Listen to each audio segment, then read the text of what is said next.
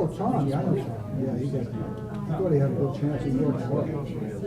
But it doesn't matter, the Democrats. Still many a chance. Even the undecided. Yeah.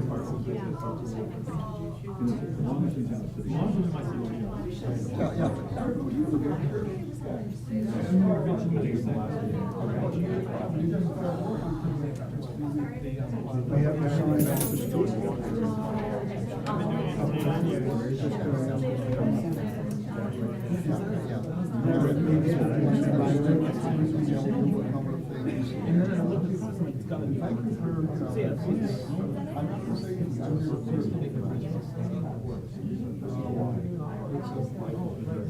Nothing's on your calendar.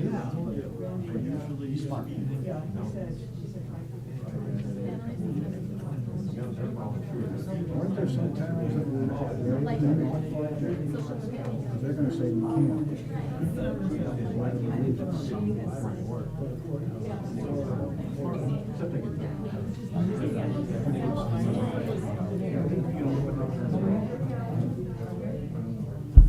Good evening. The hour of 6 p.m. having arrived, I will call to order this regular meeting of the Planning, Licenses, and Development Committee. This meeting is being broadcast live on the City of Keene YouTube channel. The video is also posted on the city website by the end of the next business day, barring any technical difficulties. Copies of the printed agenda are available in the wall pockets just as you enter the meeting room. The public and other city councilors will be recognized to ask questions and make comments on the agenda items under discussion. After being recognized, all remarks are to be made through the chair. I will not recognize an individual a second time until everyone who wishes to has had a chance to speak. Anyone who wishes to address the committee is asked to go to one of the microphones in the room and identify themselves by name and address prior to speaking. Written comments from the public will be accepted at the city clerk's office until Tuesday at 1 p.m. I will now call to order this regular meeting of the Planning, Licenses, and Development Committee and declare a quorum present. The minute taker is participating remotely this evening, so committee members, please make sure to keep your microphones turned on while speaking. If the minute taker is unable to hear, they will speak over the loudspeaker and ask that you have your microphone turned on. All right, so we have quite the agenda this evening. We are going to make a couple of changes here. I am going to move our item number 5 to the first position. It's our Rules of Order amendment for remote participation. I believe the city attorney has drafted some language for us that was in our packet, and I believe the city clerk might be here to speak to this as well.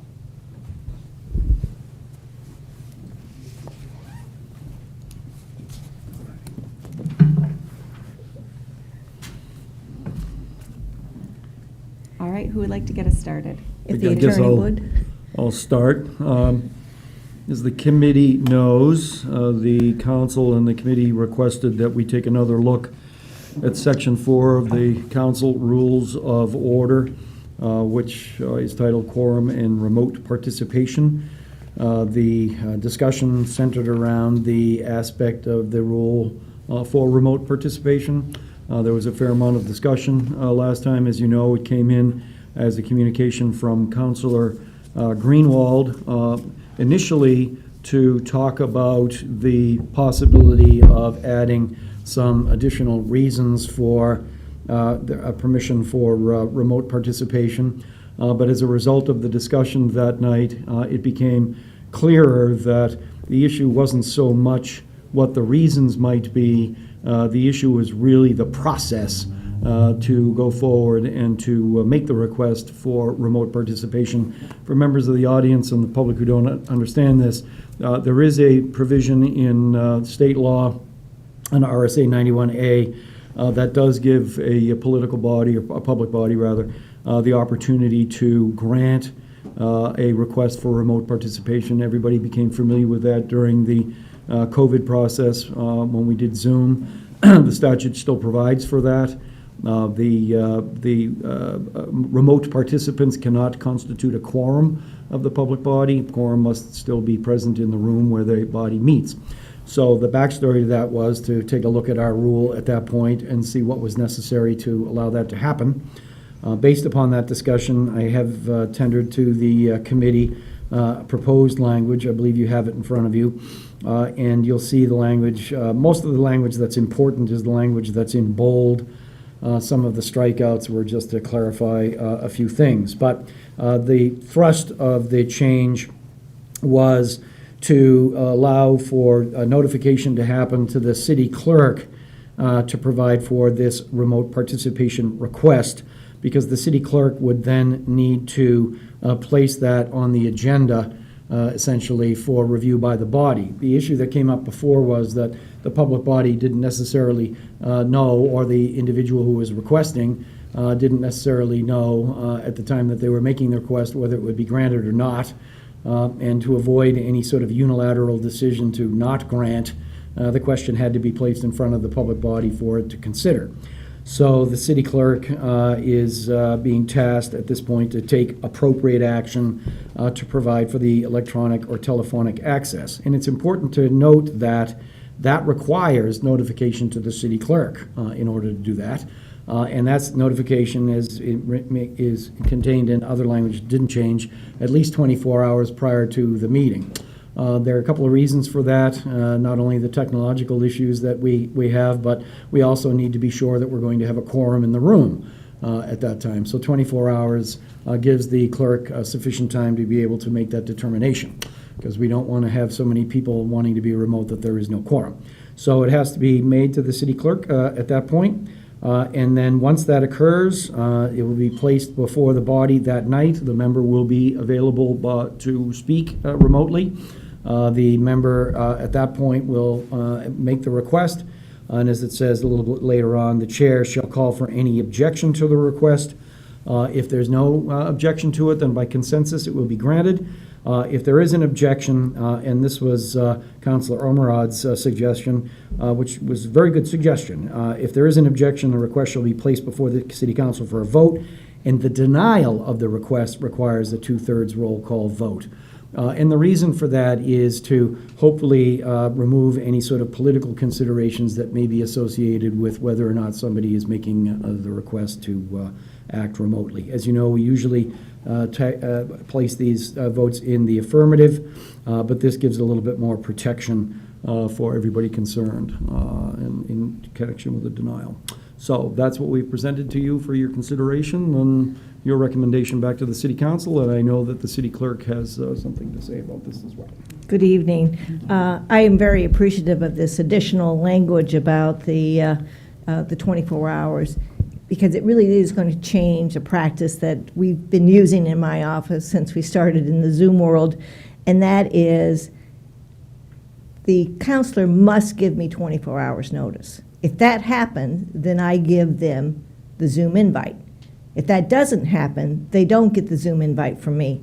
And that's the change that would happen if this is finally adopted. Obviously, I would like it if we never suspended this rule because the 24 hours is really sort of the standard for notice. Not only is it, we have to ensure we have a quorum, but if we don't have a quorum, a lot of things need to fall into place. We have to send out notifications to the media, get our support staff not attending the meeting, send out, try to reach all the public who are intending to come to the meeting. So would love it if I never saw the 24-hour notice requirement ever suspended going forward. But I do appreciate the clarification. I have sort of been misapplying my sort of Zoom invite as a boarding pass, that you get it whether you've met the 24 hours notice or not. So we'll pull back and look for this hopeful compliance as we go forward. Thank you. Great. Well, thank you both for giving us all of that background. I personally spoke with Councillor Greenwald earlier today because I knew he was not going to be able to attend, and he has reviewed this language, and he was comfortable with the way that it was drafted. So I think that was definitely appreciative. I followed a lot of our conversation when we were trying to give direction, because I had seen how confusing this had become. It was a new rule for us as a council, and sometimes you just don't know how things are going to work until they're in practice. And I've read through this, and I feel like it's a good tune-up. So I don't know if we have any questions from the committee at this point. Counselor Giacomo? Less of a question, more of a comment, as the person who most recently used the 24-hour rule and got confused by exactly what it entailed. I think this is great, great clarification, and it's good to have that strict cutoff, and for the future, I will know it. Thank you. Anyone else from the committee? Anyone from the public wishing to speak about this? All right, seeing none, I would ask for a motion. I'll move to recommend the city attorney introduce amendments to Section 4 of the Rules of Order as discussed by the committee. Second. I have a motion by Counselor Giacomo, a second by Counselor Jones. Any questions on that motion? Counselor Jones? Just to be clear, I do like the clarity, but I've been against the remote access from the very beginning. We didn't have it for 60 years. We've never had a problem. And so I'll be voting no on this. Anyone from the public have any questions about that motion? All right. Seeing none, I would ask for a vote. All in favor? Opposed? And that is 3-1. Thank you. Thank you so much. Have a good evening, Patty. Thank you. All right, so with a couple of our items tonight, we have some housekeeping that we're going to do following the agenda item. This is one of those. We currently have an item on more time in regards to this. It is Councilor Greenwald's letter. So I would be open to bringing this back onto the agenda for a motion to report out. I'll move to report out the more time issue regarding the communication from Councilor Greenwald relative to an amendment to the Rules of Order dealing with remote access. Second. I have a motion by Counselor Giacomo, a second by Counselor Ormerod. Any discussion on that motion? Anyone from the public have any questions about that or what that means? All right, seeing none, I would ask for a vote. All in favor? And that is unanimous. All right, so we are going to move on here. I've got my electronic version of my agenda, so I'm just going to jump back. Maybe.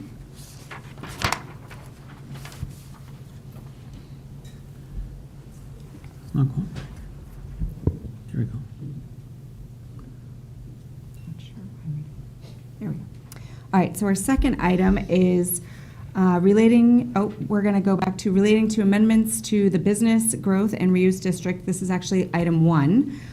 This is in regards to the Recreational and Entertainment Facility Indoor Ordinance O-2022-11. And do we have someone from staff that's going to speak to us about this?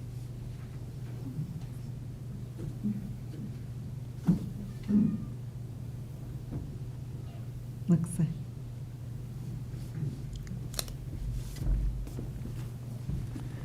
Good evening, Jesse Rounds, Community Development Director. Welcome.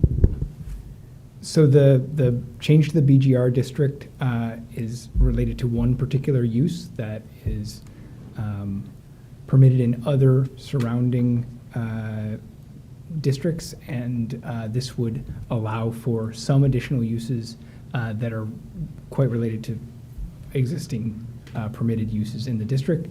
In terms of the process, this was originally brought forward in August of this year, and the public hearing at the most recent city council hearing had no public comment, but happy to answer any questions about the ordinance if you have any.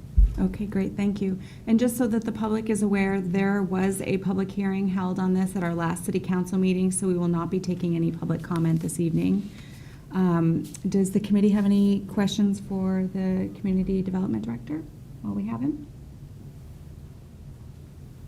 Okay, so seeing none, I would ask for a motion.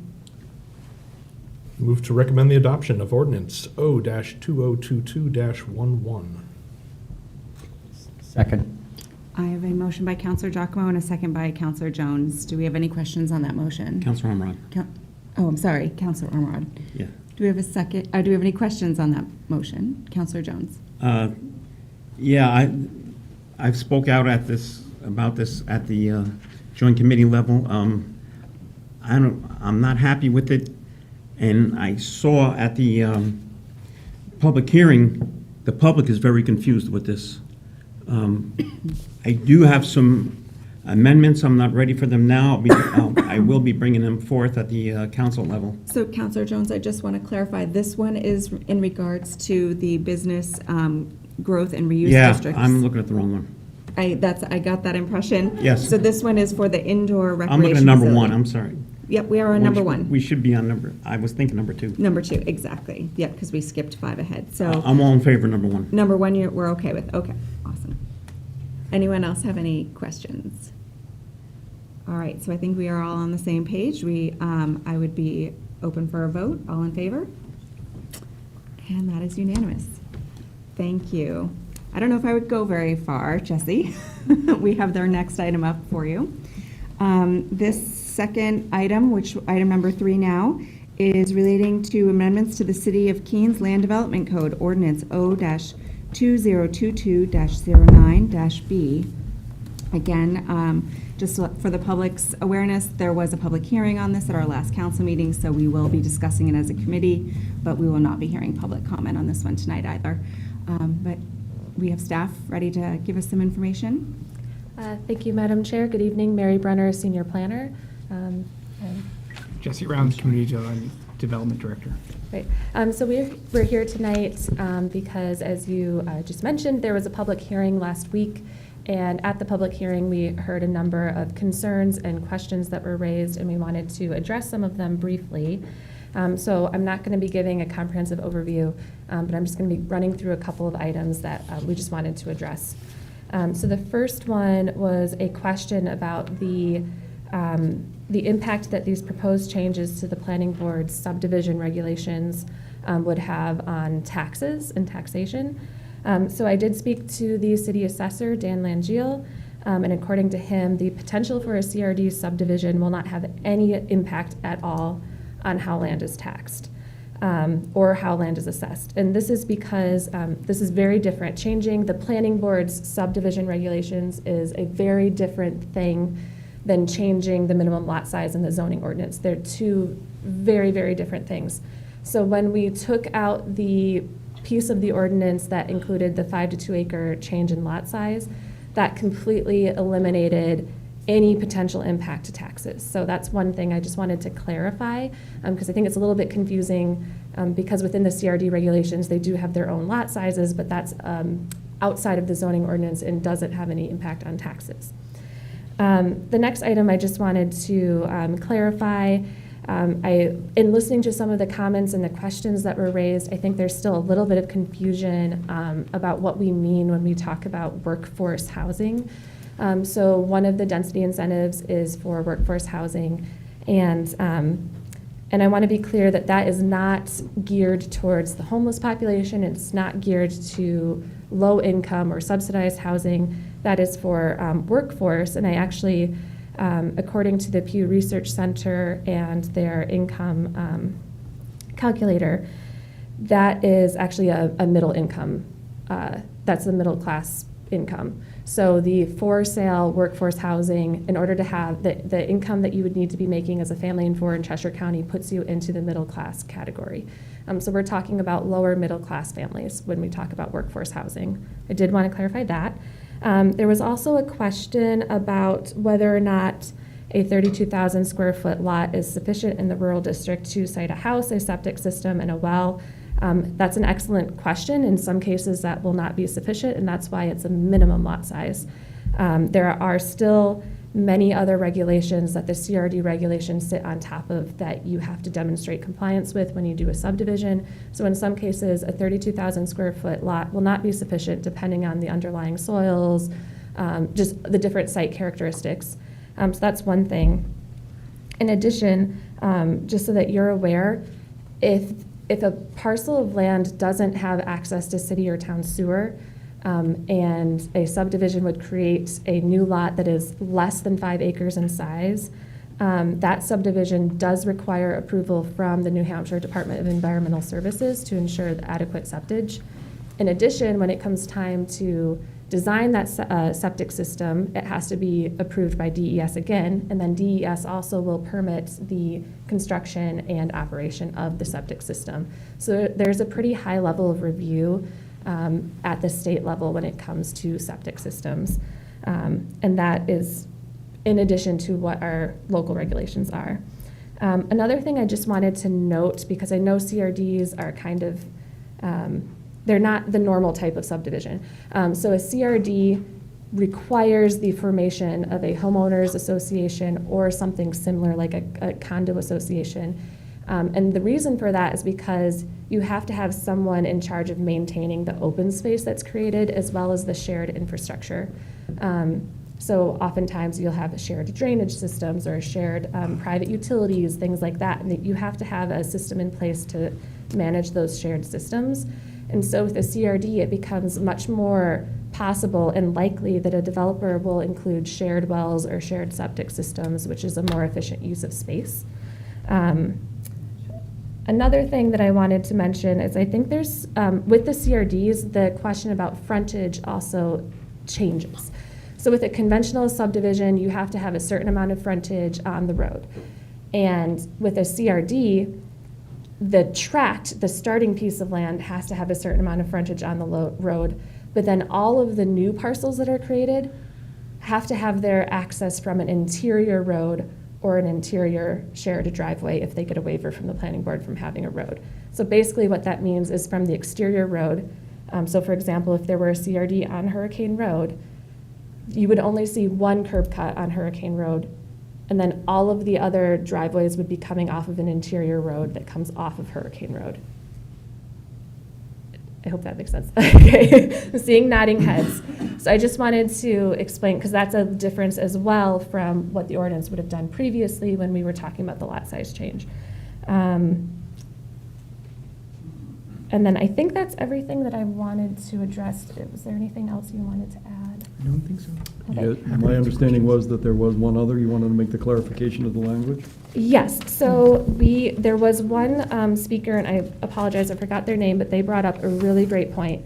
They were asking if the purchase, so in our ordinance right now, under the workforce housing density incentive criteria for owner-occupied units, it talks about what the resale value of a workforce unit can be.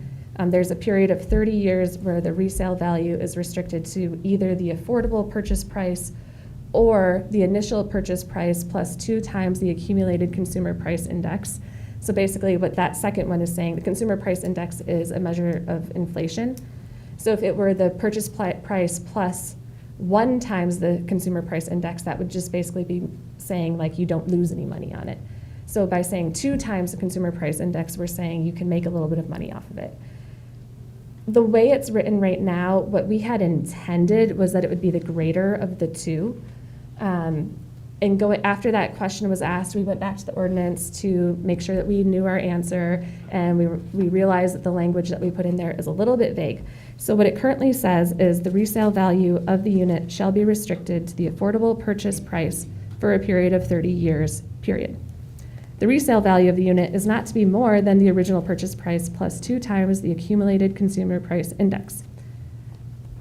Those 2 sentences are kind of it's just a little bit unclear. So what we are suggesting as proposed language would say instead, for a period of 30 years, the resale value of the unit shall be restricted to either the affordable purchase price or the original purchase price plus 2 times the accumulated consumer price index, whichever is greater. That is what we initially meant. And I think it was a lot to put into one sentence, so we separated it out into 2 sentences, and then we lost some of the meaning. So thank you. And hot off the press, we have some examples if you wanted to look at what that actually means in practice with some numbers. Right, and that's it. Great. While those are brought up here, the other thing that I would like to point out, because I heard this at the public hearing, and I've actually heard it twice, once at the joint committee, and then again at the public hearing, and it was a reference to the amount of property that was currently available in the city of Keene for sale. And I just feel like this is really important that the public understands what the real constraint is on the availability of housing in our community currently. So I went today to look at the multiple listing service just to see for myself. We currently have 17 homes for sale in Keene of any type, shape, anything. So out of those homes, 2 of them were mobile homes, not on their own land, so those were rented lots. One of those properties was completely gutted, not the mobile home. The third lowest cost property was gutted, so not livable. There were 7 properties between $200,000 and $300,000. 3 of those were 2-bedroom homes, so very difficult for family to occupy. 3 homes between $300,000 and $400,000, and 3 homes over $400,000. So for us, really, you're looking at about 5 2-bedroom homes and 4 3-bedroom homes under $300,000 in this city of 20+ thousand people. That is not a feasible market for us that will sustain us. It is creating so much pressure on all of the different markets, and it's part of why we're seeing some of these costs just continuously rise and rise and rise, and it's pushing our lower income folks out of the community. It's creating a stale market where people can't move. They can't move from apartments into starter homes. They can't move from starter homes into bigger homes, and it kind of has gridlocked our entire economy. So we've got to help, and not just with this district, but we've looked at our downtown districts.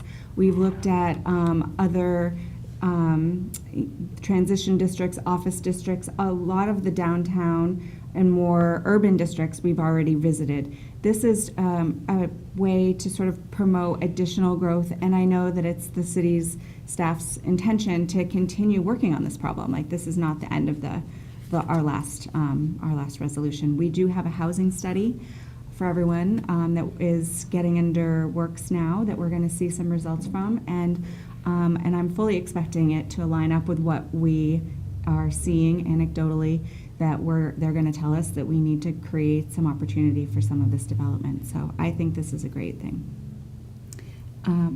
That was a lot. So Councillor Jones? And thank you, Mary. You cleared up some things for me. Okay. But I want to ask, you talked about the evaluation process.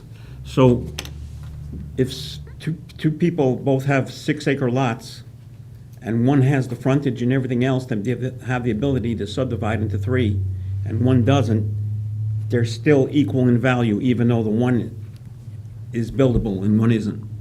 So with this ordinance, that specific scenario that you put forward, there'd be 0 impact on taxes, because the city assessor told me point blank that they cannot take CRD subdivisions into account when they're doing land valuation and assessing and determining tax rates, because it's just, there's way too many variables and unknowns. In order to do a CRD in the rural district, the starting tract has to be 10 acres in size. So a 6-acre lot wouldn't even be eligible for a CRD. So this ordinance doesn't affect any lots under 10 acres in the rural district. Can I follow? Well, and I would just also like to point out that any lots over 10 acres would be eligible for a current use land abatement. Yes, Councillor Jones, follow? I forget my question now. I'm sorry.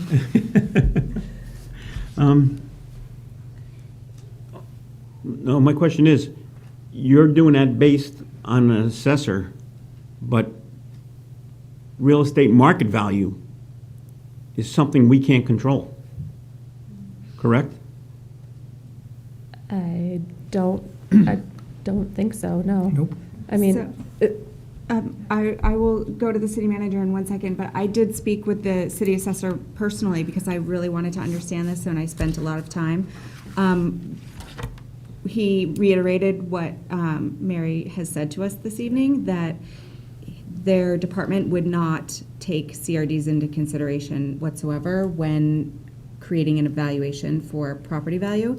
But logically also, if you need 10 acres, any law under 10 acres would have zero effect, and any lot over 10 acres you could put into current use, so, which would also negate any ability to have any land zoning changes affect your property. So that does clarify it for me personally. I don't know if the city manager has something to add. Yeah, since this doesn't change the minimum lot size, that issue was removed for a future potential ordinance conversation. The issue of a CRD, the only time it's going to impact the value of a piece of property is when they actually do the CRD development, because it's impossible to know which parcels may do a CRD development. And so this change in the zoning is not going to impact the assessment. It will not change the value until someone actually does it. Thank you. Does Thank that you. help? Thank you. Councilor Ormerod? Thank you. Thank you for putting this together, the examples. I have a clarifying question. Under example 1, the 5th bullet point, you list the initial price plus 2 times CPI. Okay, and you do that. And then you have the affordable purchase price, and those are different numbers. Yes. Exactly why is that? So the initial sale price has to be whatever the affordable purchase price is for that year. And the affordable purchase price is what HUD says a family of 4 in Cheshire County could afford at 80% of the area median income. So those numbers are published yearly, and they change year to year.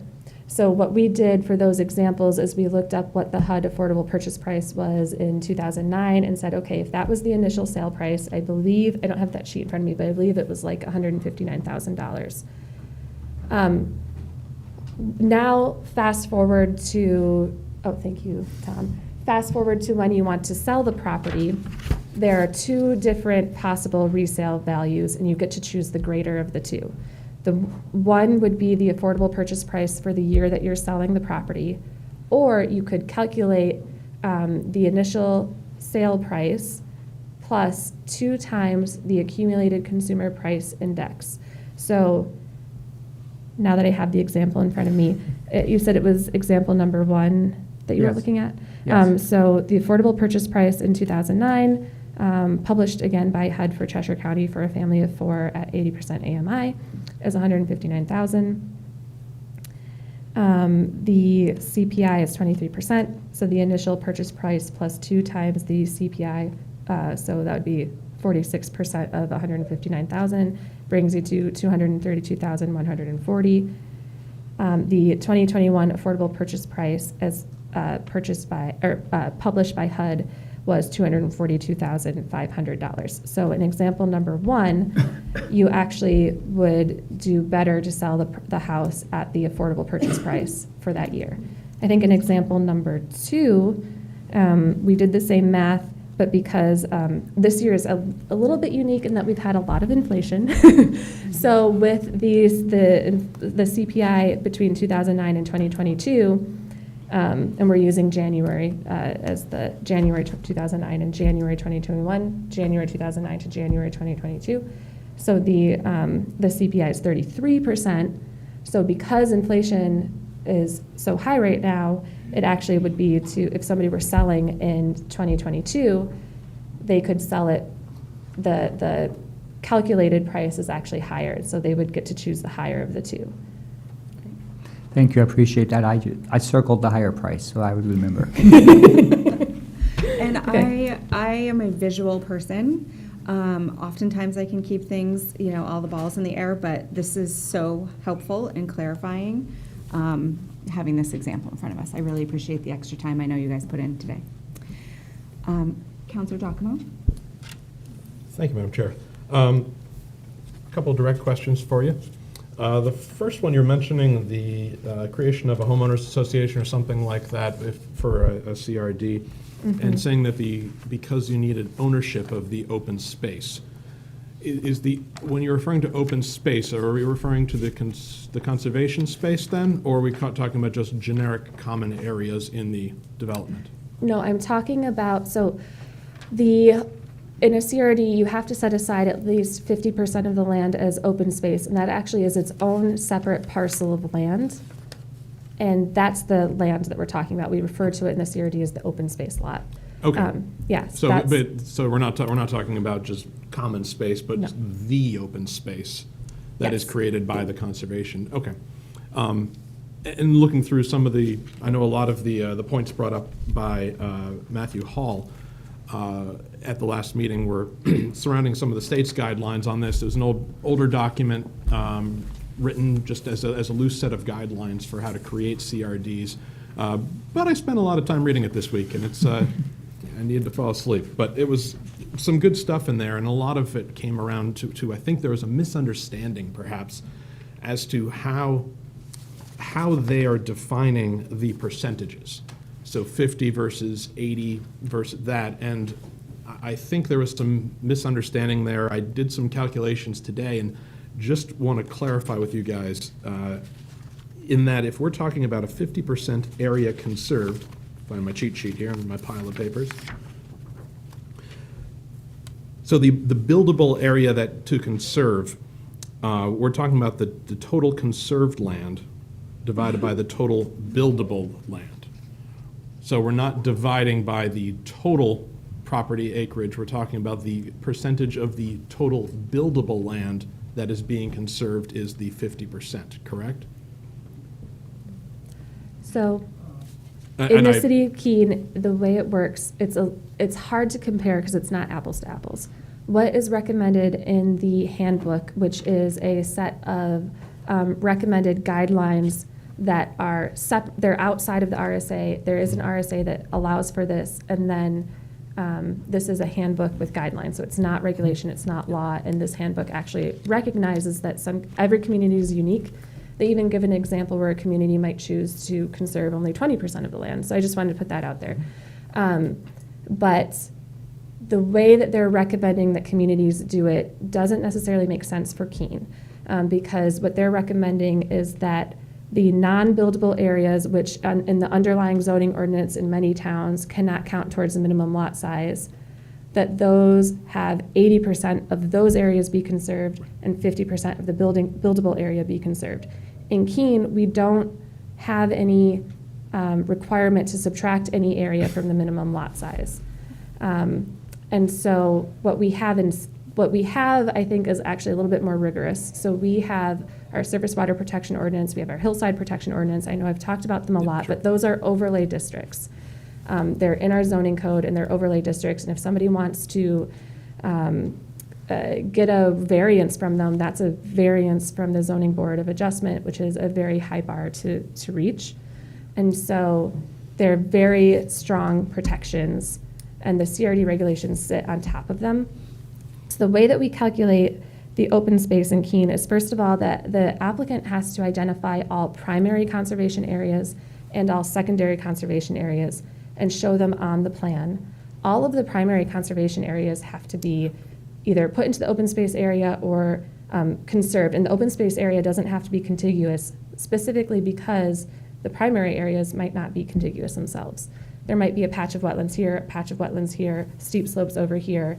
That's actually often the case in the rural district. It can be extremely difficult to work around those kinds of constraints, to be honest. And so basically in Keene, 100% of what they're calling non-buildable is it's basically we're doing 100% of the non-buildable. And then the buildable area, it could be more restrictive or less restrictive in Keene, depending on what percentage of the lot is non-buildable. So that's why I'm saying it's a very hard thing to compare, because it's not apples to apples. We kind of place a much higher priority in Keene on making sure that those environmentally sensitive areas are conserved. So in the example in the handbook, there might be some wetlands and steep slopes and springs that are on the portion of the lot that are developed, up to 20%. In Keene, none of those can be part of the developable area. I would also want to note that part of the reason that the handbook recommends that 50% of the buildable area be put into the open space is to protect prime agriculture and prime forested uplands that are have been identified as key for conservation.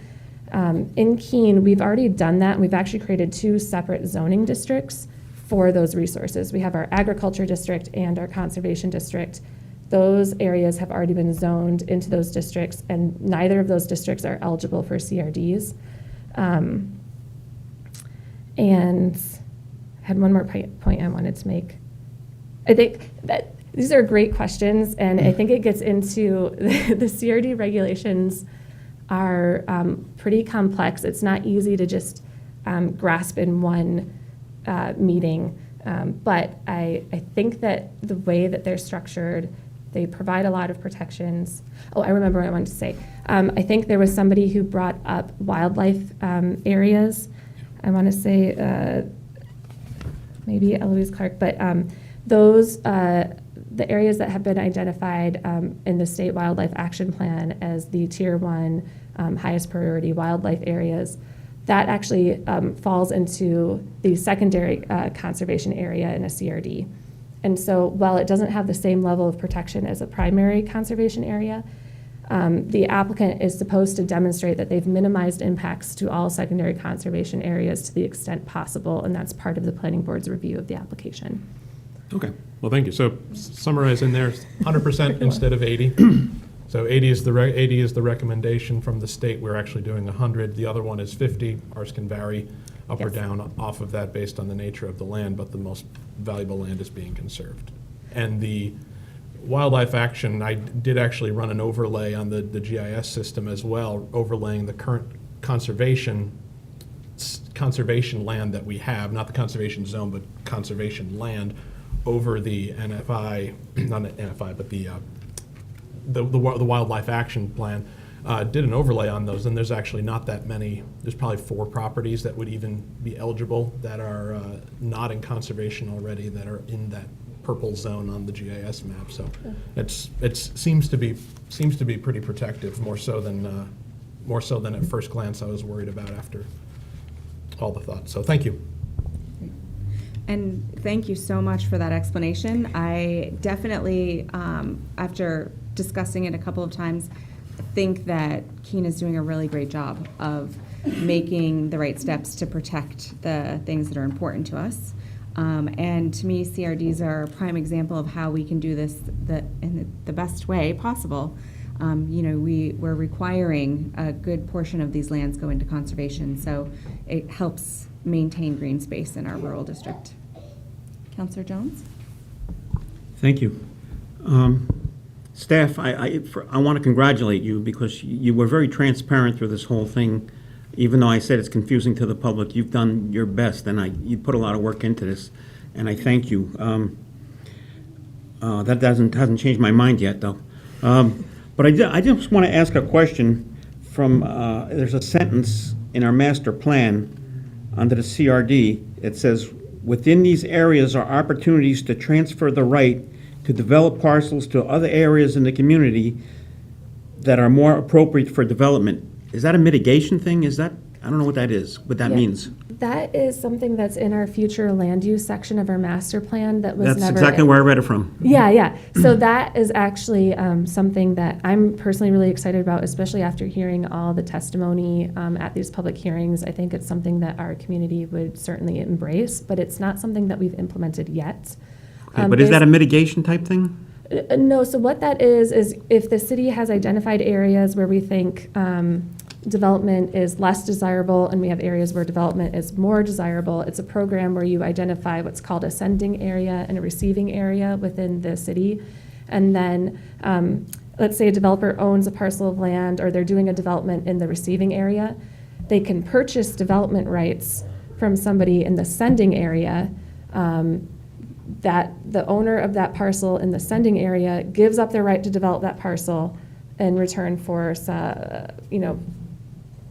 there's some financial transaction that occurs. And then the developer in the receiving area gets additional units. And it's a way to promote infill and protect environmentally sensitive areas. A lot of communities have done this for agriculture lands, for example, that they want to protect.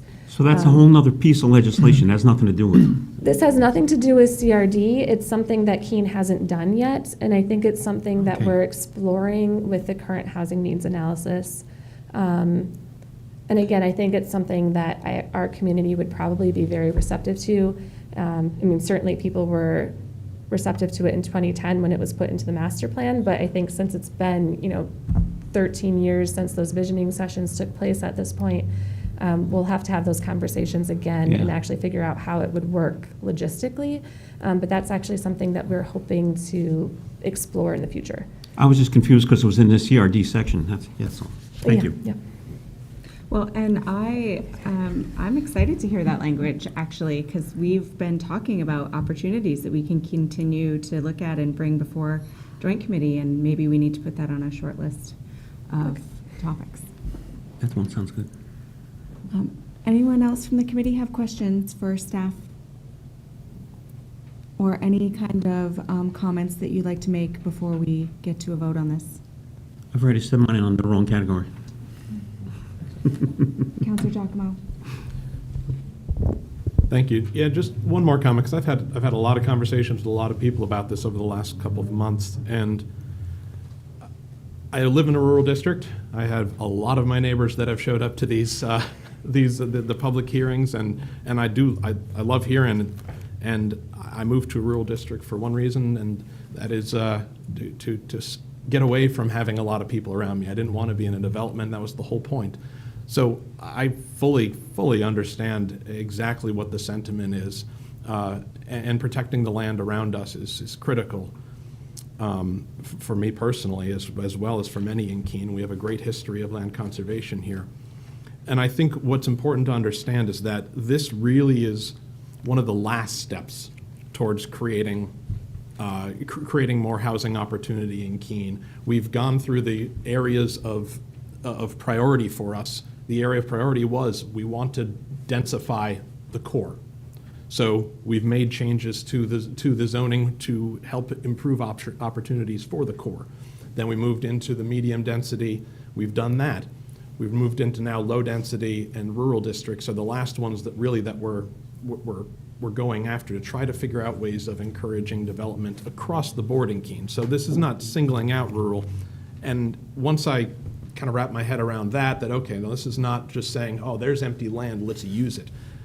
This is really not the final stage, but it is one of the later stages in this long process, and where we have been prioritizing the areas that we do want to build up more first. We want to go up in the core first, and then we can start going out. But we need housing everywhere. We need all types of housing, and I think this has the opportunity. If someone is going to build someone's going to build a development anyways. They own the land. They're going to build a development. They were going to conserve none of that development. With a CRD option in place, now they're guaranteed they have to conserve at least 50% of that. So we go from 0 conserved land to 50% of the parcel. I understand that development in general is not something that the rural district loves to see, but at least this way we're doing it in a way that is a little more consistent with, I think, the city's goals. Thank you, Counselor. I would also like to say that I'm not particularly done looking at different districts. I think that we have parking rules that make it very difficult to add units to some of our adjacent downtown districts, and that at some point the city's going to have to look at that and see what we might be willing to do to create more on-street parking so that we can get additional density in some of the housing stock that we already have, because there is more work we can do and get through some of this, the harder times that we're going to see. None of these things are going to be silver bullets. They're all going to take time to happen, and there's not going to be an instantaneous, we're not going to wake up next month and our problems are going to be solved here, but if we can sort of start to grease some of the wheels and create different opportunities and get things moving again, I think it's for the health of the city as a whole. All right, so I would, at this point, be looking for a motion. Oh, City Attorney? I do have a comment on the motion, only because of the language change to section 19.3.6 with respect to the resale value. You know, if this were just changing a word or something, I'd probably not suggest this, but I think it's important to at least alert the council that there is a little bit of language change happening. It's not a change that is substantive in the sense that it would require any further action, because the intent still remains the same. So what I would suggest with the motion that you have in front of you is to have it say, move to recommend the adoption of ordinance 2022-09-B and revising section 19.3.6C1B regarding the workforce housing resale value as discussed by the committee, to make it clear that that's what we're doing. Great, thank you. Did you get that, Mike? Nope. Either did I. No? Try it. So What he moved. said. All right, are we going to take a whack at it here? Going to repeat it? Please. Yeah. The section Yeah, number is where yeah, you right. lost me. sorry. And revising 19.3.6. section 19.3.6 C1, little b, just a little b, regarding the workforce housing resale value as discussed by the committee.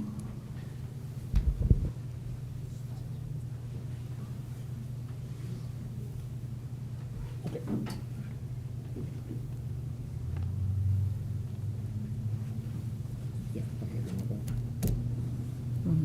Yeah, sure.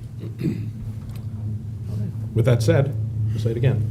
We'll move to recommend the adoption of ordinance O-2022-09-B and revising section 19.3.6C1b regarding workforce housing resale value as discussed by committee. Second. Motion by Counselor Giacomo, second by Counselor Ormerod. Any questions on that motion? All right, seeing none, I would ask for a vote. All in favor? Opposed? And we have one opposed. Motion carries. Thank you. All right, so item number 3 tonight is, well, this is our 4th agenda item. Now we're still moving along. Relating to notice requirements for small cell wireless facility deployments, ordinance O-2022-16. And I believe Jesse Rounds is going to join us back up at the front. Oh, okay, go ahead, city manager. I'll give a shot at it, Jesse, and you can bail me out if I get anything wrong. So you'll remember we had a letter on more time for quite an amount of time related to public health concerns of small cell wireless and possible revisions to ordinance O-2019-18A. And at your meeting in October, we took public comment, and the committee agreed to make an amendment. And the amendment really is related to the distance for notice requirements. And so, based on the testimony that was heard, the committee focused on a potential ordinance change to section 82-207 application requirements, and it increased the notice requirement from a 300-foot radius to a 750-foot radius. And amendment also to make it clear that the applicant pays for the cost of mailing separate from the application fee, because there was a question about that. And so if you remember, the 750-foot number was selected because that is the minimum distance between these facilities that's allowed. And so it made sense to not overlap the notice requirements, as that could be confusing. And so this went to the council for first reading at their last council meeting, and it's before you tonight for any additional comments and changes before it would go to, I believe, to public hearing next. Public hearing next? Okay. So let's start with the committee. Does anyone have any comments or questions based on our meeting last time and what we got put before us this evening? Counselor Ormerod? Yes, as I remember, the Can you turn your microphone on, please? Yes, I can Thank you. do that. Thank you. As I remembered, I thought 750 was half the distance, so that's a radius No, 750. between the placement? Yes, 750. All right, thank you. Counselor Jones? Well, that was the amendment I asked for, so thank you. Counselor Giacomo? Thank you. I'll be voting against it for the same reason I did in the last committee when we brought this forward. That I believe that increasing the distance, well, I fully support being as transparent as possible about installing things in the public rights of way and having people be aware of what's being built in their neighborhoods. I don't see a reason specifically to be increasing the radius for a small cell wireless facility. It's really no different than a lamp post, and in fact, it's creating lower frequency radiation than a lamp is. So, creating changes to an ordinance based on a disinformation campaign does not make a lot of sense to me. And we had the 300 in there. The 300 seemed reasonable. And again, we do not go and give notice to everyone in a 750-foot radius for light posts. Why would we for a small wireless facility? That's really my concern with this. So I will not be supporting this, although I do enjoy the transparency that it's trying to promote. Thank you, Counselor. Anyone else from the committee? Counselor Ormerod? I echo Microphone. Thank you. the fact that I need to turn on my microphone every time. I got you. Thank you. You got my back. I agree that we're not meant to suggest that there's something more dangerous about this than a lamppost. What I like about the 700-foot radius is the fact that we can provide the straight facts directly from the city to all the residents in the area, instead of a smaller notification that might get distorted when it's talked about without having all the facts. So I think that it accomplishes the goal of more transparency and not only more transparency, but more direct communication on what is happening. So I'm supporting it. Thank you, Counselor. So I'm going to go out on a limb here, and we have quite a full house, and I'm going to guess that you guys might have all joined us for this particular item. We do have one more after this, so I could be wrong, but I'm going to open up for some public comment here. I am going to limit our conversation this evening to 3 minutes per person. I'm going to ask Counselor Ormerod, if you can, to just kind of keep track for me. At 30 seconds, when we do this, we usually will give you a reminder. So he'll say 30 seconds. That's just a gentle reminder to wrap up any thoughts that you have. And I want to make sure that everybody gets an opportunity to speak tonight. So if there's anyone here who would like to give us some comment about this, please come to one of the microphones in the room and state your name and address for the minute taker. Thank you. Thank you. Clarification? Yes, 3 minutes, so. 3 minutes total, so at 2 minutes and 30, reminder, please. Thank you. Yeah. Thank you very much. I am Ann Savastano, 75 Winter Street, and I certainly support the ordinance of increasing the notification, and I would say also, whereas in the case of the Summer Middle Street, we were the application was received in July.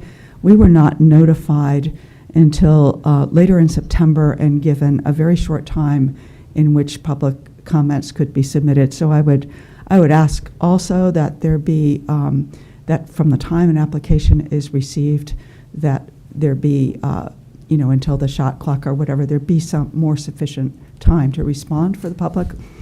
My concerns, I do have serious concerns, probably more than 3 minutes, so I'll see what I can pick out here. I would encourage this committee and certainly the City Council to review again the final report of the Commission to study the environmental and health effects of evolving 5G technology. This was commissioned by the state legislature, HB 522. It began its work in September of 2019, and the final report, 390 pages, was submitted November 1st, 2020. I believe that the City Council probably is aware of that and may have reviewed some of this. It's 390 pages, but the first 17 pages really summarize a lot of this information. It had 13 members, backgrounds on physics, engineering, electromagnetics, epidemiology, occupational health toxicology, public health policy, business and law, so forth. It's very much in depth. I also would want to recommend from the Americans for Responsible Technology, an excellent webinar that came out just recently, and it's recommended for municipalities and so forth to look at. It's called, the webinar itself is called 5G, an undeniable risk, but it covers also a lot of not only some of the risks to the environment and to human health, very on evidence-based science, but also some of the cost factors, the economics, and the incredible energy consumption of wireless. Given the time that I have, I'd just like to 30 seconds. Suggest that wired technology, the optic fiber, and we also have some of that, is far better in many ways than the soup of 4G towers, which are being prepared. Keene is already saturated with 4G. We don't need more towers, except to support to be an infrastructure for 5G at every 150 feet, which has far more detrimental effects on pollinators, birds, and just any really, on the environment in general, if you care about conservation, never mind on human health. So I would really recommend consideration of that. Thank you very much. Thank you, Ann. Yes, and I'd also like to ask the Public Works Director to answer a question for us at the end of this. But Councilor Jones? No, I just want to, just so she knows, we actually held up this legislation waiting for that commission. Mm-hmm. And then we did have both members of the majority and minority side of the commission appear before us. So we're well aware of that commission.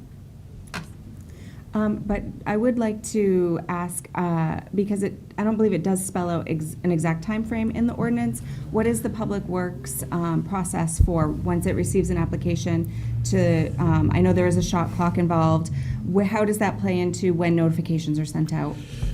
It plays into when the determination of application is complete. There's a process of which we go through. Once the application is complete, we then can issue the letter out notifying right now within the 300 feet. There is no, I don't believe there's any specific time frame. I usually give 14 calendar days for the comments to come back. Okay, great, thank you. Do we have someone else from the public?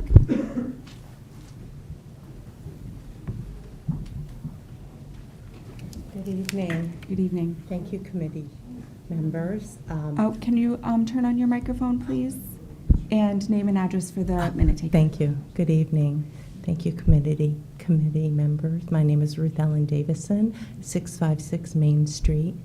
And I'm going to read what I've written. I know your time is valuable and you could be tired after a long day. That's okay. I understand that the FCC specifies that health considerations cannot be a reason for municipal code. However, as city government, you are supposed to look out for our health and safety and should take this into account, please, when deciding to exercise the power you have under the Telecommunication Act of 1996. I am an alternative healthcare provider, and several of my patients have had concerns regarding RF and EMF frequencies that may be in my office.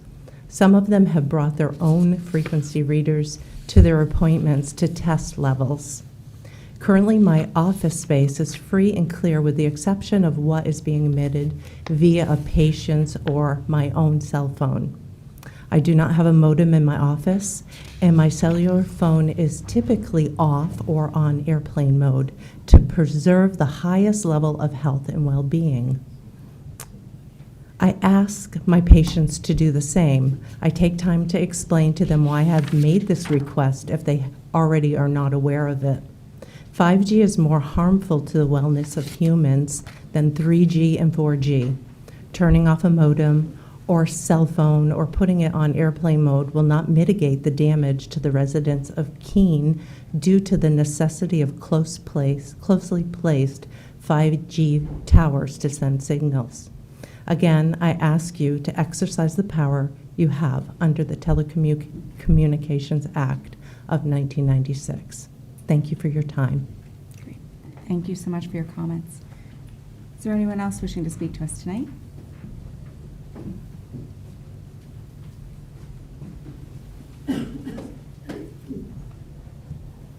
Is this on? The speaker? As long as it's green, yes. Oh, okay. Yep. Okay, thank you. Hi, my name is Melissa White, and I actually live in Peterborough, but I work here in Keene at 16 Church Street. Okay. So the legal exposure limits for radiation have not changed in over a quarter century. Yet in that time, 5 generations of radio frequency technologies have been developed. So this gentleman might say that the towers alone are safe. That's great. But you don't, I mean, that's actually questionable because it's the industry doing the studies. So you have to take into account that of the cumulative effect of all the sources of radiation in the environment. So we all have a cell phone in here, right? I have one. I'm sure you all do too. There's a Wi-Fi router in just about every office or every floor of every building, every apartment, every tower. So we do live in a toxic soup of radiation. In my bedroom, I have options for Wi-Fi connections for about 5 neighbors. And there's a cell tower down the street. Not that that's here in Keene, but it's hidden in a tower in downtown Peterborough, which is really a bummer because I never would have bought that house had I known it was that close to me. The health effects of wireless radiation are well documented in animal and human studies. And you can look around and just see people are sick. There's something wrong. And it might not be all the radiation, but it's the cumulative effect of things. We've got huge, skyrocketing rates of leukemia and congenital heart disease in infants and children, behavior problems, learning and memory reduction. I mean, our kids are sick. Like, look in our schools, and I mean that with my whole heart. There's something that's not right. Autism, hyperactivity, asthma, it's everywhere. And there are studies in animals and humans that show that radiation is possibly an effect of this. And I would like to just address this gentleman's use of the term disinformation. Like, that's just a way to shut people down. Just please stop. And that goes for all of us. Like, stop with that. There's so many great scientists out there that are saying, hold on, we can't do this. So thank you for hearing me. I appreciate your time. Great, thank you for your comments. Thanks. Do you have anyone else who'd like to speak? No?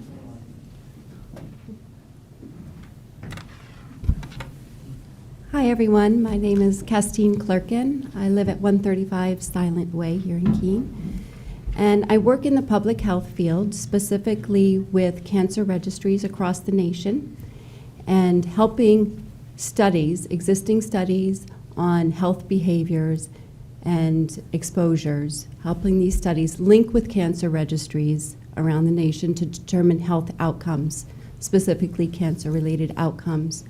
2 of those studies that are using the system that we've developed include a congressionally mandated study of aviators in the military. This is a cohort of 10.9 million individuals looking to link with cancer registries and see if there are health effects from ionizing radiation. There's also another study on U.S. radiologic technologists who have been exposed to radiation in their job duties.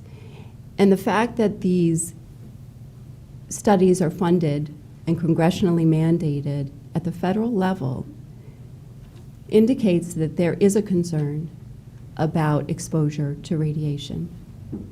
So I would encourage the body here to do as much as you can to inform individuals in the community when there are these radiation-emitting devices being established around our community.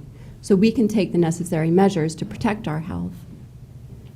We may not be able to stop implementation of 5G, whether we want to or not. We may not be able to do that, but we can at least be notified and take those measures to protect our health. Thank you. Thank you for your comments. Councilor Giacomo? As a clarification, 5G is non-ionizing radiation. So those studies, I appreciate the value of them. Two brothers of mine are both aviators, but 5G is non-ionizing, so it's unrelated. And other types of radiation in our studying as well. Thank you. Did I see someone else who was hoping to speak to us? Great. John Aruda, 31 Summer Street, Keene. All right, say it. Okay. Say Emma. Okay. My name is Austin, On Summer Street. and I live on Summer Street. Okay, great. Thank you. Welcome, Austin. So I have a bunch of bullets here. I just want to go through some stuff that I'm concerned with. All around where the proposed tower is going to go are families. There's at least 6 children that I know of, including 2 of my own, that are living around this tower, and whether or not some of us believe that they're bad or good, there's too many question marks for me online and in certain studies that have been done. I'm going to be living within 100 feet from this thing, and so are my neighbors in that area. I think there's got to be a better place for this. There's plenty of commercial buildings in the area that maybe have a rooftop or something that could be done. There's got to be a different way. Fiber optics is another way. Not just the 6 that I know of, but the city just authorized 8 children to live next door to me. And I don't think there's anybody here advocating for those children. Going back to some of the things that I've said tonight, and this might be a little extreme, but at one point in time, when we put lead in paint, we put asbestos in building materials, we put Teflon on pans, and we ate it. And I don't want, and I don't think you guys don't want something like this to be 5 years down the road. Sorry, but we did something that we shouldn't have done because we didn't have enough research on it. Mr. Jones, I'm glad you're here tonight. I read a comment you made on social media a couple years ago about this issue, and obviously this was an issue that the community felt was big enough to be concerned about back then, and we're still concerned about it now. I'm a new member of the community. We just moved not long ago, and these kind of things aren't really attracting young families like mine. And I just wish, all I'm asking for is more time, more research from bodies that are not affiliated or associated with the people that are making money or benefiting from these towers. Thank you. Thank you. Do we have someone else wishing to speak to us tonight?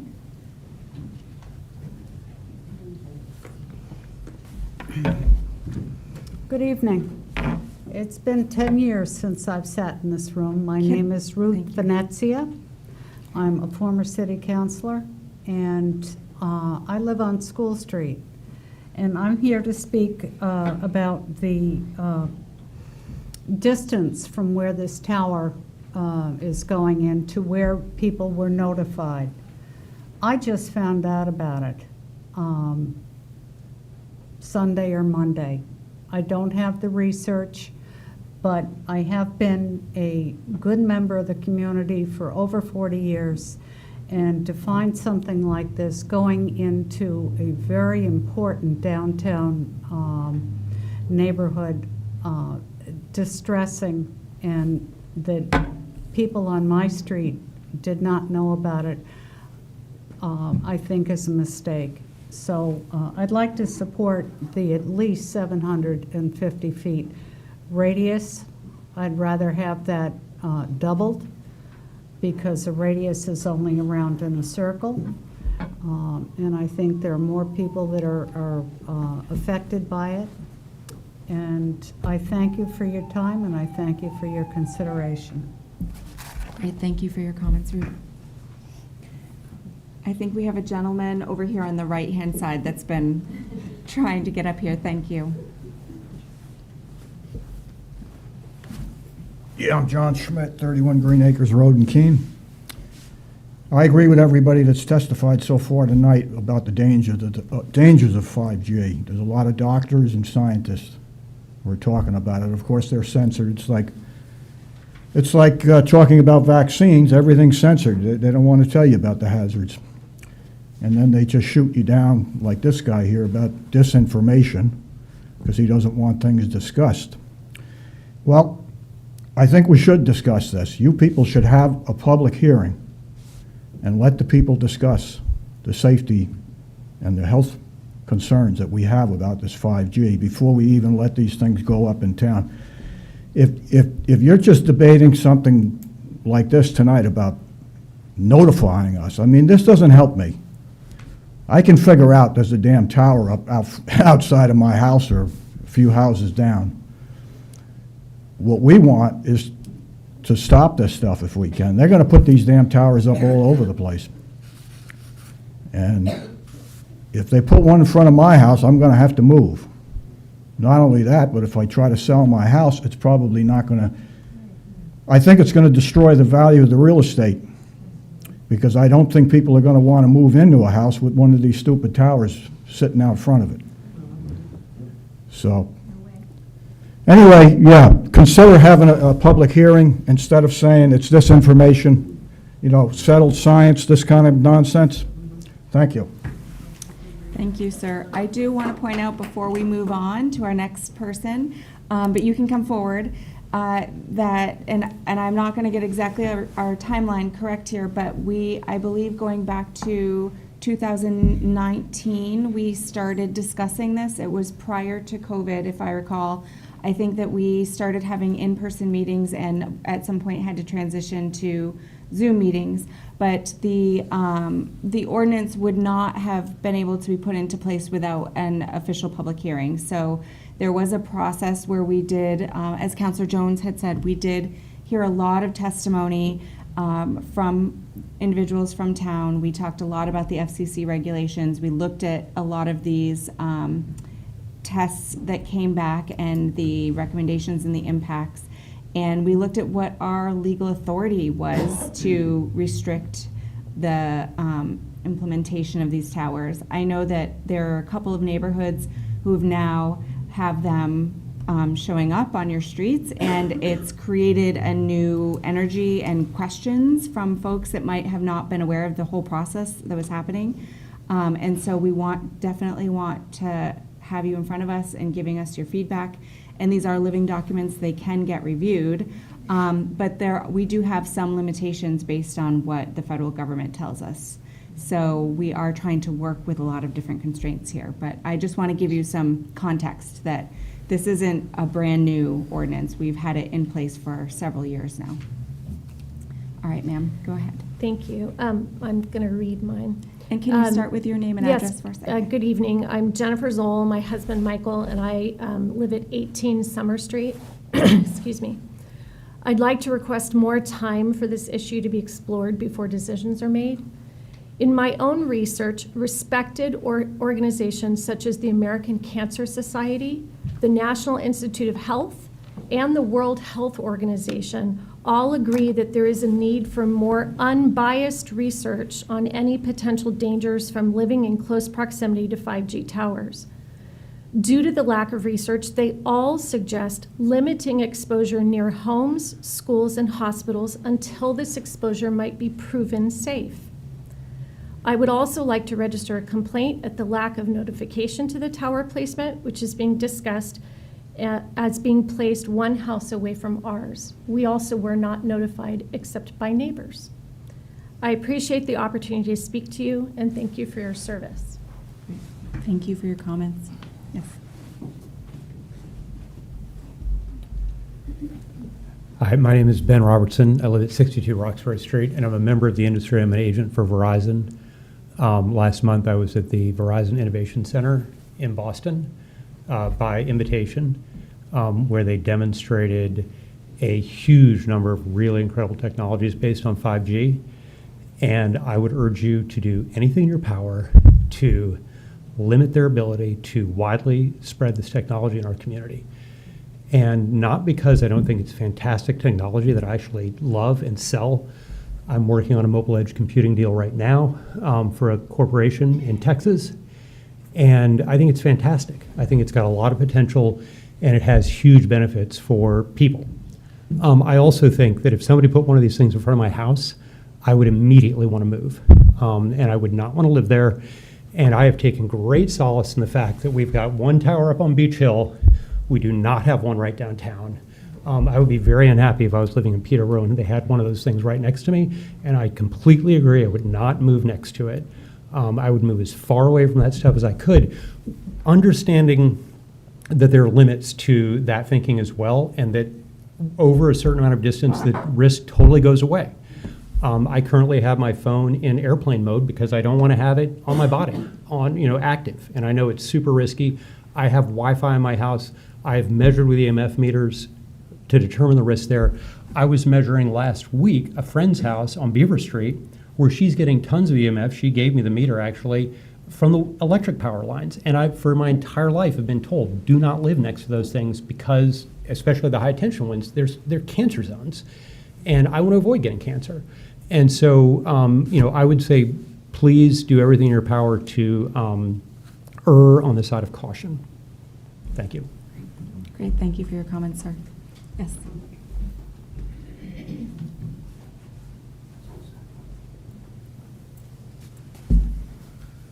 Good evening. My name is Merrick Finn. I live at 48 South Street. My wife and I just moved here a year ago, and I'm a beekeeper. My interest here tonight is to share a little bit about what I'm observing with what's called as colony collapse disorder. This began to be present in beehives during the last 10 years when pesticides were known to be contributing to very serious disorders among bees. And if we do not protect our bees and birds, we're not going to have pollinators that are going to be able to give us the food stock that we need. This is a very serious concern. So,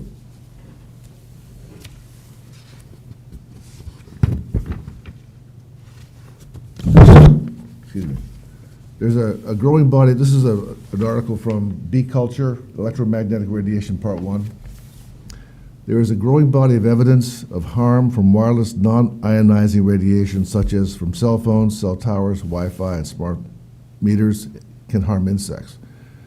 A 2013 review of 113 studies found that 70% of papers analyzed reported a significant impact of RF EMF on birds and insects. In addition, lab studies on insects showed negative effects of EMR on reproductive success, development, and navigation abilities. So there's a broad spectrum of behavior and physiological issues concerning bees. Up until recently, the range of frequencies used for wireless communication has not risen above 6 gigahertz. That's 2G, 3G, 4G, and Wi-Fi. The impending deployment of the new and highly anticipated 5G technology utilizes 120 gigahertz. Research on insects showed that as the power density of frequencies above 6 gigahertz increased, the power absorbed by the invertebrates studied increased from 3 to 370%, making the importance of being able to understand the potential threat to pollinators from electromagnetic radiation all the more urgent. The majority of papers have found potential cause for concern when honeybees are exposed to EMF. Such exposure has been shown to cause significant cognitive impairment, behavioral changes. These include reduced locomotive activity, impaired homing and orientation abilities, fewer foraging flights, and short-term memory loss. 30 seconds. Thank you. There's just considerable physiological evidence to suggest that bees are not doing well with pesticides, in addition to the potential for colony catastrophe collapse that could come through EMF. So there's a broad range of concerns that I have as a beekeeper. Thank you for listening. Great. Thank you so much for your comments. Do we have anyone else that would like to speak to us this evening? Yes. Thank you.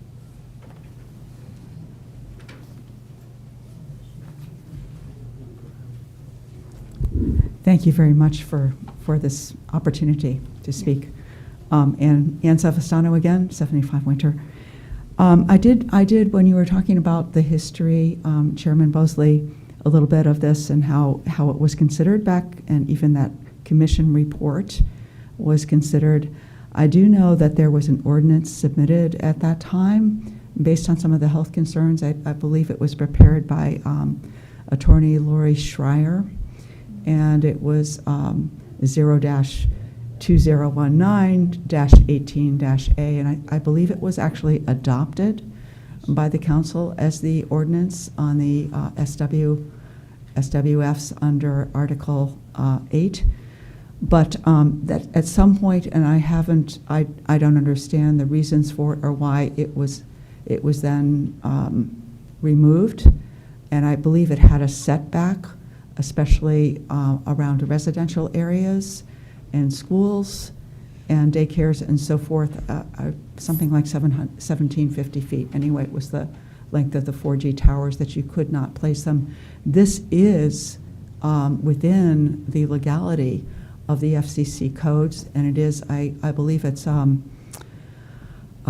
provision C7-A of the 1996 Telecommunication Acts, which does give the authority to municipalities to determine location, and I think even the number of those towers that can be installed. And I know that Lori Schreier took care to follow, particularly the FCC code, so that you wouldn't be sued and so forth. So I'd like to recommend. I'm not sure why that was, why that was changed back again to the current ordinance, which really doesn't allow for any setbacks. And the other thing is I don't know if you received it, I didn't bring it in until today to the city clerk. It was a municipality code having to do with testing for RF exposure. Right now it's up to the municipality to do that testing. No other testing is taking place. And those were, again, I just want to say that from so much information I have on the advantages of using optic fibers as opposed to wireless. And I'd say take a look at that. But thank you so much again. Yeah. Thank you for that. I don't know if our city attorney has any historical perspective on what was happening in 2018. Well, to the extent that there was a representation made that was an ordinance that was adopted, it's not entirely accurate.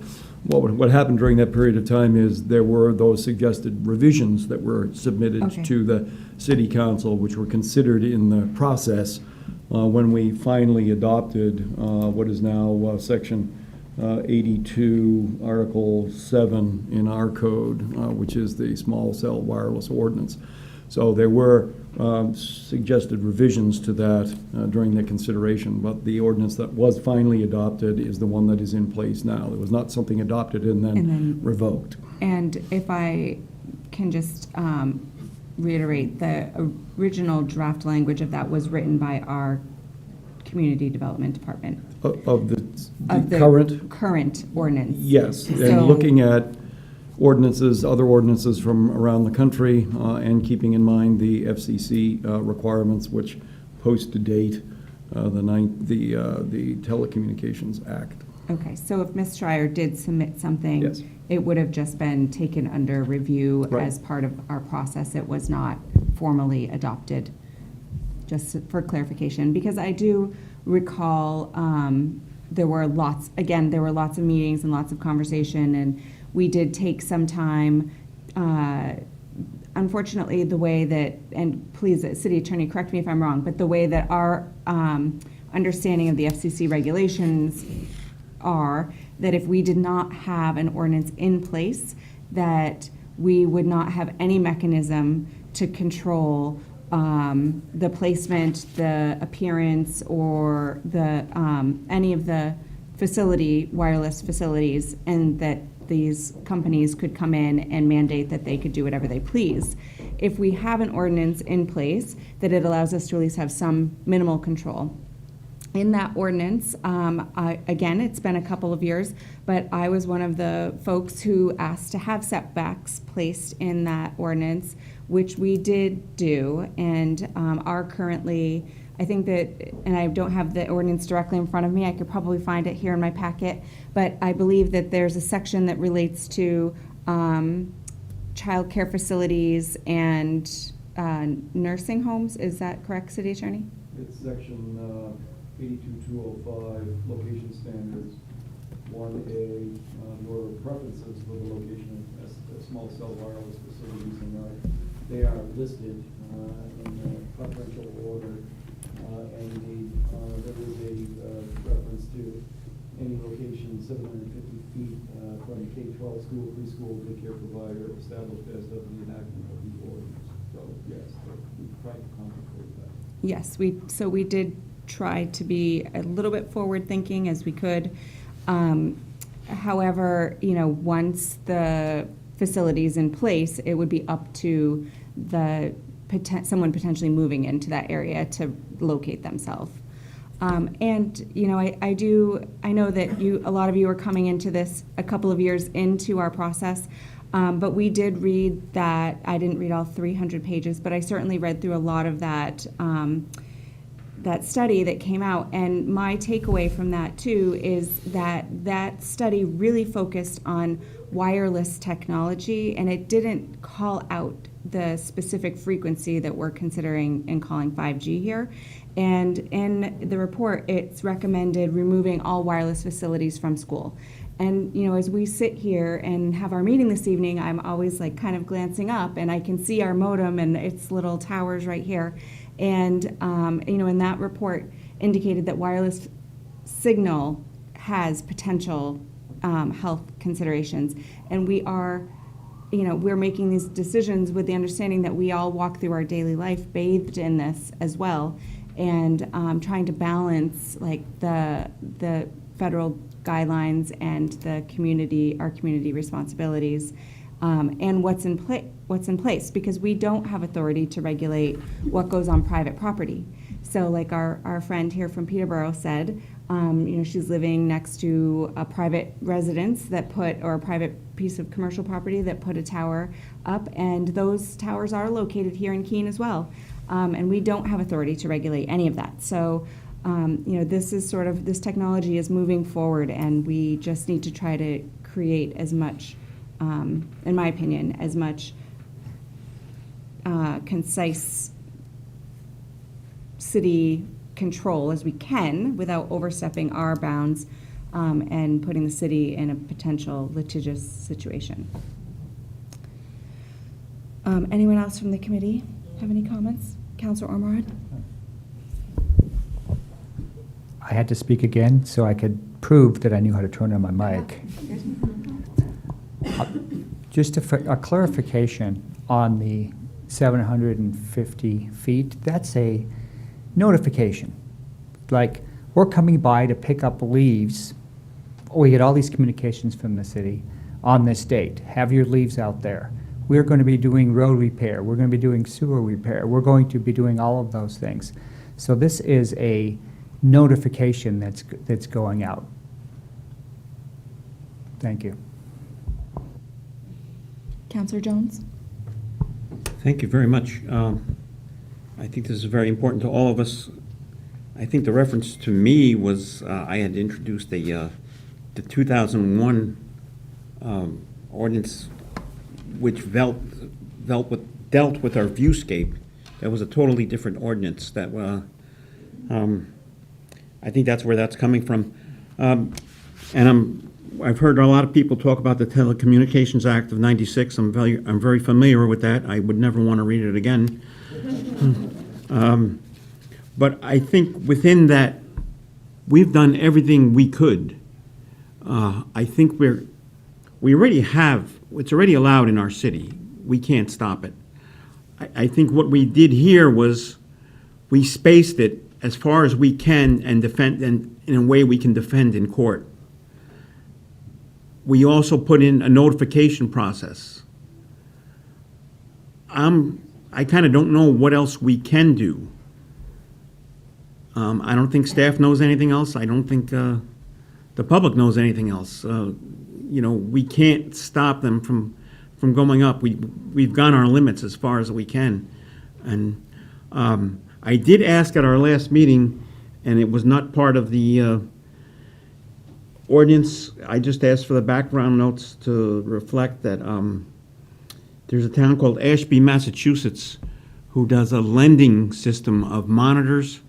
They do it through their library. If people want to monitor the area where they live, they go borrow it from the library and bring it. I don't know. I'm not asking for that to be on the agenda now. It's just something for staff to consider in the background notes. And that's another way of people communicating. And that's all I got to say. I don't know what else we can do besides the spacing and the notification process. Thank you. Thank you, Counselor. So without any more comment from the committee, I would be open for a motion. Counselor Ormerod? Chairman, unfortunately, like things happen sometimes, there are two references in the chapter, the ordinance that we're talking about, in Chapter 82.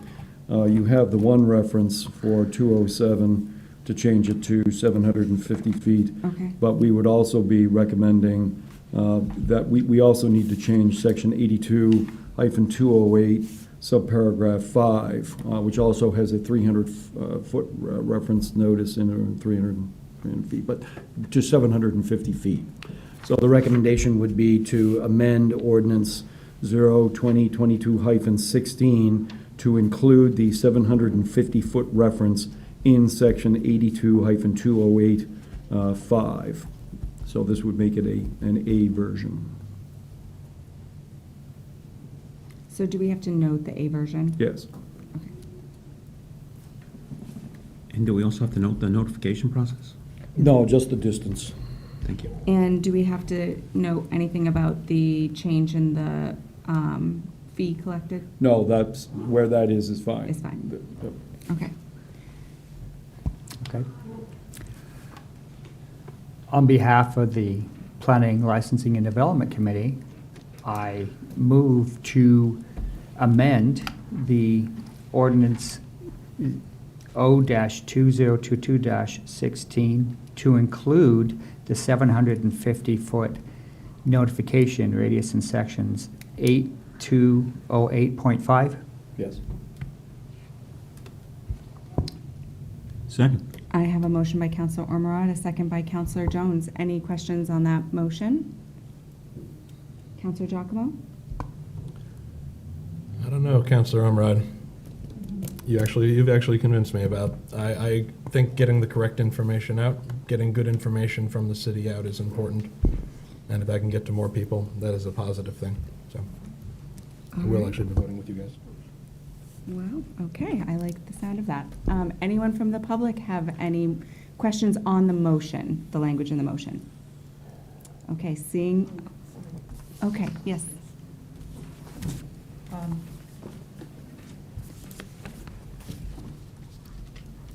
This might actually be a separate matter, but just the whole thing of the timing of the notification. I know that in this case, I had 2 days to respond to the notification. A part of that was we had been away, I think it was Columbus Day weekend, whatever, and our mail goes to the P.O. box, and possibly we hadn't picked it up for a couple days. The letter was dated the September 15th, and the deadline for public comment was the 27th. And we probably took, when we got back, might have took a day or so to open the mail that we got. So just to say, it would be helpful if that notification could be sent out as soon as possible, and at least maybe a little bit more time than the 2 weeks, or that people actually receive it 2 weeks in advance, not just have the letter dated that. So thank you very much. Great, thank you. And that, I believe, is part of the Public Works process. It's not spelled out in the ordinance, so I think the Public Works can consider that and make adjustments as they see appropriate. Yes.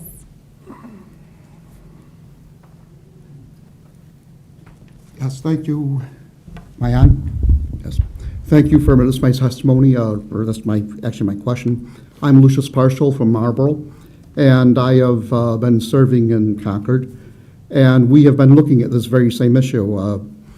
The legislation that came from that 300-page report was House Bill 1644 that recommended a 1,440-foot setback between towers. Now, I know we're talking about notification here with the 750. We're not talking about setbacks. We're only talking about who needs to be notified. But I'm just wondering, and also I should also add that this legislation was as recently as this past October was recommended for further study, showing that the committee, the more they learn about the situation, the more concerned the Committee on Science, Technology, and Energy, which I also serve, is looking at the situation and wanting to take that one more step. And we are hearing a great deal about 5G in these, and we are hearing from both corporate lobbyists and concerned citizens. And so I think there's a certain openness there. But my actual question is, the 350 foot, that is just only who you're going to be informing, or 750. Where did this number come from? I was wondering if somebody could answer that question, basically. And I thank you. I'll sit back down. Thank you. So I do believe that I'm not a scientist, but in my limited understanding, we talked a lot at our last meeting about how far an individual property might be in our downtown district, so like what that frontage might be and how many houses away from one of these towers 300 feet is. It could only be two properties, two neighbors from a particular facility that would end up with a notification if we didn't extend it. The other thing that came into play was that these towers do lose their potency over a span of time, and that it is expected that they would need to be placed somewhere around 1,500 feet apart in order to maintain a working network. And so at 750 feet of notification, you would encompass almost everyone who could potentially be affected by the perimeter of the radiation that would be expected to be emitted. And I think that's the most logical, so that you also don't have, if you did 1,500 feet, you might have a tower here and a tower here, and people would be being notified who wouldn't necessarily have concern or would be double notified about the introduction. I think that one of the things that I've noticed because this is so new, that each when the towers aren't going into neighborhoods, the neighborhood isn't concerned because they haven't been exposed to it yet. But every time there's a new tower placed, there's a new group of citizens who are educating themselves, who are trying to understand the process, and who are coming back before us. And it's a lot easier if folks are receiving information from the city and they can call city staff and ask questions. Obviously, you guys have a great neighborhood group, and you've been working well together and sharing information, and that's great. But I think, also coming to the source is important. So I would like to get to a vote on this, though, tonight, and we do have a motion before us. Madam Chair? Yeah, yes. Sorry.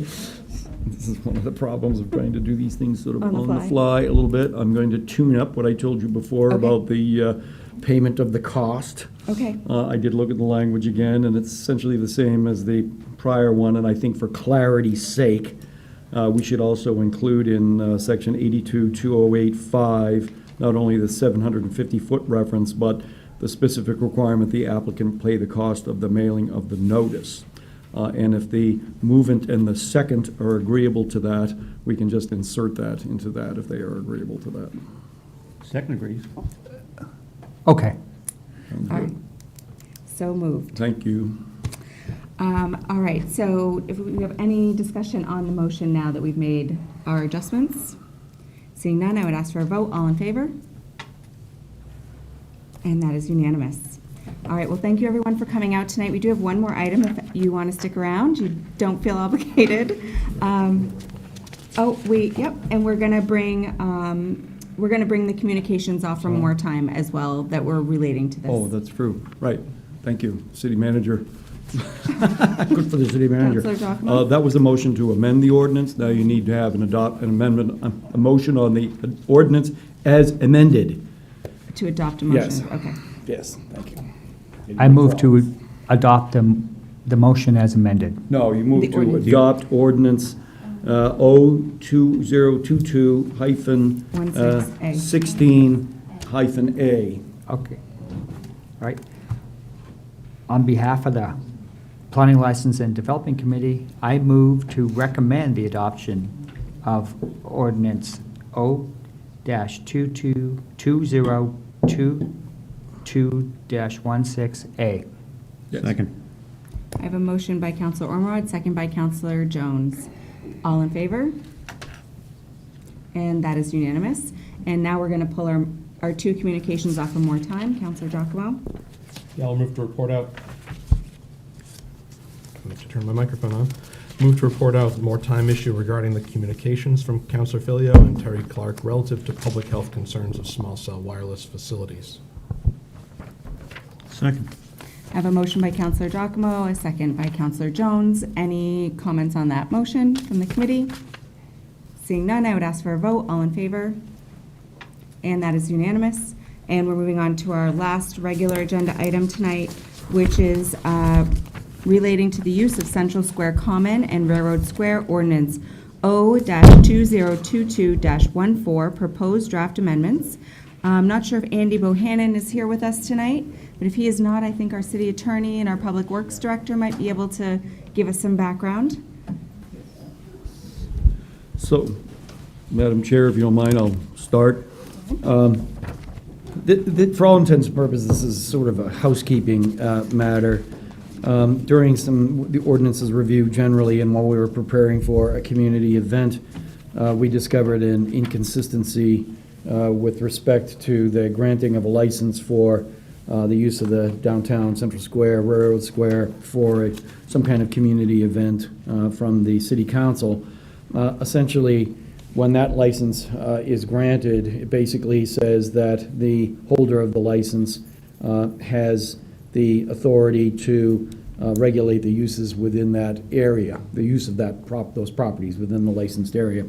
Unfortunately, though, other sections of the Code of Ordinances, and this is why they were being changed, basically provided that because Central Square and Railroad Square were public places, open to the public generally, that no individual entity could claim exclusive right to use those. So there was a conflict.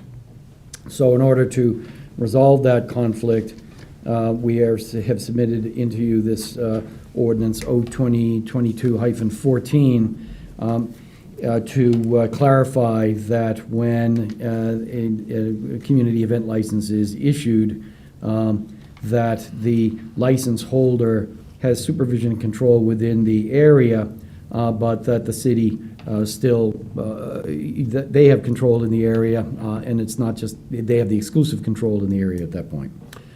After submitting the ordinance originally, and looking at the language, there was some concern raised that the initial language was a little bit too broad, that we wanted to make sure that the city retained its rights with respect to the authority, supervision, and control, as it says in Section 46-1007, I think you have it in front of you, for public health, safety, and welfare within the licensed area, and also to make sure that the city, that they have to comply with the requirements of the city, city officials, regulations and requirements for the operation of the entity, the thing that's happening out there. So that was basically to clarify that language to make sure that that was the case at this point. So I think this Public Works Director is here to speak to that. Thank you, Mr. Attorney. Corporal Lumpkins, Public Works Director, Emergency Management Director, and this is really my Emergency Management Director's hat, as the City Attorney indicated. In past times when a licensee was granted a license primarily for community events, can be some smaller events, it was interpreted that they had complete control within the area, as the attorney indicated. There could be some conflicts that we dealt with that, and we did have an experience last year with a interest of a group wishing to express their public thoughts, and we also had a licensed event going on. So that sort of brought to light this sort of issue. So as the attorney mentioned, we've adjusted the licenses language in both areas, but we also want to make sure that, again, the city retains the ability, if necessary, to require things for the general public health and safety. So for example, if the police department feels that some additional security needs to be provided, then they will do that, and then that, again, that the licensee is responsible for whatever costs that may be associated with it. So it's really a cleaning up of a potential conflict that we came across and clarifying some language for the management of events. Great, thank you for that. And it's my understanding that the city will be looking into an alternative location for folks who would like to express their thoughts? Well, that's, yeah. I mean, I think that's part of the conversation, is that as we look at events, as the city attorney has indicated, we may want to be thinking about designating a location while that event is going on, that folks can express their thoughts. The primary focus is around the common. That's an area that has been traditionally the area of open, free thoughts. And that may be something, again, we'll continue to work with the attorney's office and licensees about that kind of idea, that we designate a space during those events that they can come and do that. Great, I think that would be appropriate. Councilor Giacomo? Thank you. Just a curiosity, about half the changes in here are changing the word permit to license. What's the difference between a permit and a license? Yeah, very good question. One that we are trying to become more consistent about in the City Code of Ordinances. Think of a permit as, gee, Andy, can I use the pergola? What do we call it? Bandstand. To play some music on. Sure, here's your permit, right? But a license is usually much more involved. It has insurance requirements. It has recommendations that the city makes. It has all of these other things associated with it. It's generally a much more involved process than just a permit. Thank you. Anyone else? Councilor Jones? Following up on that, so this is an ordinance, but it will also be part of the list of the criteria when we do a license? You know how we do the criteria, the things you just mentioned, whether it be parking, spacing? It wouldn't necessarily be included in the license, because the license spells out all of those other aspects.